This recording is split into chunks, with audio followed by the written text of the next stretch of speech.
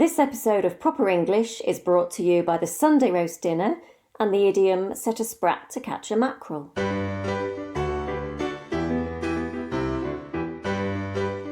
Hello, I'm Dave.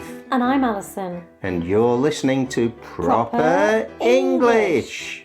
If you're learning English and you want to know the correct words to describe chipolata sausages wrapped in bacon, if you can't get your head round the idea of bread and butter pudding, if you're puzzled by horseradish sauce and in particular a Sunday roast dinner, then this week's Proper English is just the thing for you.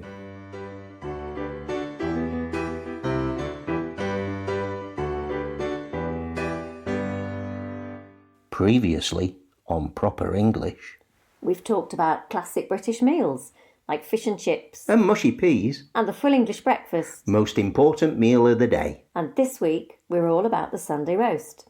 Very popular, the Sunday roast, so much so that recently it came second in a survey about things people love about the UK. What came first? The bacon butty.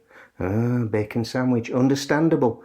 But I prefer a sausage sandwich myself. Of course you do. Anyway, traditionally, the centrepiece of a Sunday roast is a big old joint of beef, done to a turn in the oven. You know, we're known as a nation of beef lovers. Sometimes French people rather unkindly call us les roast beef. But where did this obsession with beef come from, Alison? Well, I'm glad you asked, Dave. But sadly, I don't really have a definitive answer. Oh. Beef eater has been a slang term for the English as far back as the 17th century, even before the guys in the red uniforms who show you around the Tower of London were called that, and definitely before a certain brand of London dry gin acquired the name as a trademark. There was also a food writer in the 19th century called Dr. William Kitchener, who suggested that as part of a healthy lifestyle, we should all be eating at least 3 kilograms of red meat per week. What? Imagine! Probably worked for the Beef Marketing Board. On the plus side, Dr. Kitchener is credited with inventing the potato crisp, which is a favourite snack of mine. Anyway, we're digressing. We are a bit, but that's okay. We know that beef was, and often still is, integral to the British Sunday dinner. But how did the tradition start? Well, it's all tied up with religion and the Industrial Revolution. It's the big meal that everyone had after church on Sunday. Right across Europe, it became the tradition to have a large family meal after the Sunday service. But the English did it slightly differently. That's right. And there are a couple of versions of this story too. Do tell. Well, one I've come across is that in medieval England, the servants, cooked for the squire, the landowner, 6 days a week, and on the Sunday they had the day off and were treated to a feast of roast oxen. I find the idea of the squire giving his servants the day off a bit hard to swallow, but what do I know? I agree, but it's just what I've read. Some say the tradition of the roast dinner started in, Yorkshire, during the Industrial Revolution. Families would put a cut of meat over the fire and let it drip all the juices as it cooked over a tray of vegetables and what were originally called dripping puddings, but eventually became known as Yorkshire puddings. And all this would be ready by the time they got back from church. That's more plausible. And I'd also heard that less well-off households who didn't have such a well-equipped fireplace would take their beef to roast in the local baker's oven because they didn't bake bread on Sundays. Oh, can you imagine? Monday's bread would be like the memory of Sunday dinner in bread form. Nice. The Sunday roast is without doubt my all-time favourite meal.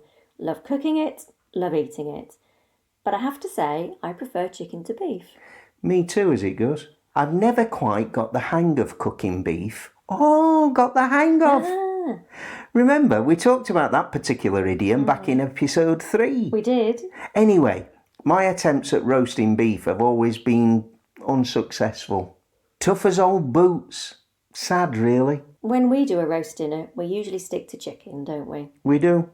It doesn't have to be beef or chicken. You can have pork or lamb or maybe turkey although that's usually reserved for the Christmas dinner. Or Easter, maybe. Yeah. I suppose if you're vegetarian, you could choose a cheese and potato pie or nut roast or even a mushroom Wellington. You wouldn't want that to be tough as old boots, would you? Now, speaking of vegetables, we nearly forgot to mention them. Ali's favourite. Roast potatoes. Crispy on the outside and fluffy on the inside. Yum. And you can roast other veg too. Carrots and butternut squash and parsnips and perhaps cauliflower. But you have to put that in the oven late because otherwise it burns. Yeah, it doesn't smell very good when it burns. Yeah. And you can boil cabbage and garden peas and runner beans, or you can steam broccoli. Lots to choose from and all delicious. And there are traditional accompaniments for the various meats too. For beef, strong English mustard or horseradish sauce. For turkey or chicken, pigs in blankets, which are chipolata sausages wrapped in streaky bacon and roasted with the chicken. Or you could have sage and onion stuffing. Yep, and apple sauce for pork, and mint sauce or mint jelly for lamb. And don't forget the Yorkshire pudding, which we mentioned earlier. And in a previous episode, when we were talking about over-egging the pudding. Yes, a previous idiom of the week. You may remember in that case that it's a batter mix Yorkshire pudding, eggs, milk and flour, sometimes some herbs, cooked in the oven in an oiled tray at high heat. My dad used to make the best Yorkshire puddings. Oh, he really did. And I've tried, but I've never been able to equal his. Sunday roast, you can't beat it.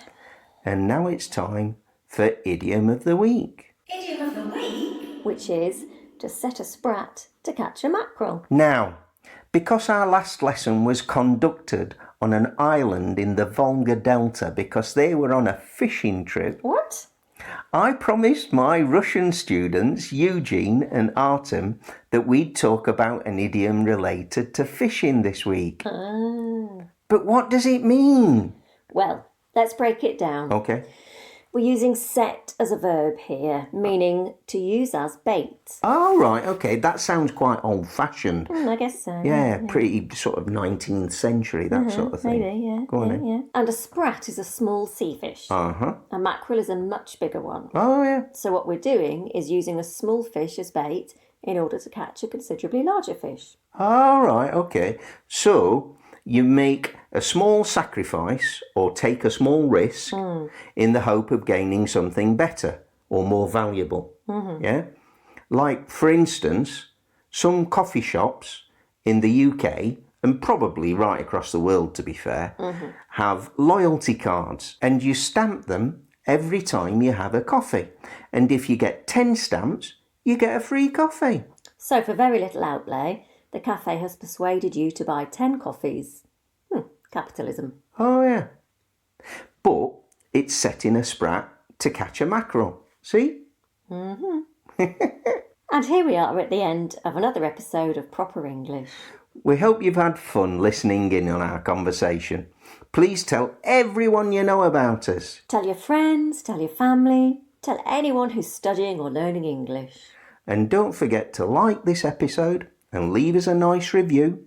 And subscribe to us on Apple Podcasts. Or Podbean. Or your favourite podcast app. That way, you'll never miss an episode. Or you can email us at properenglish, all one word, at sapo.pt if you've got any suggestions for future podcasts or if you just fancy a chat.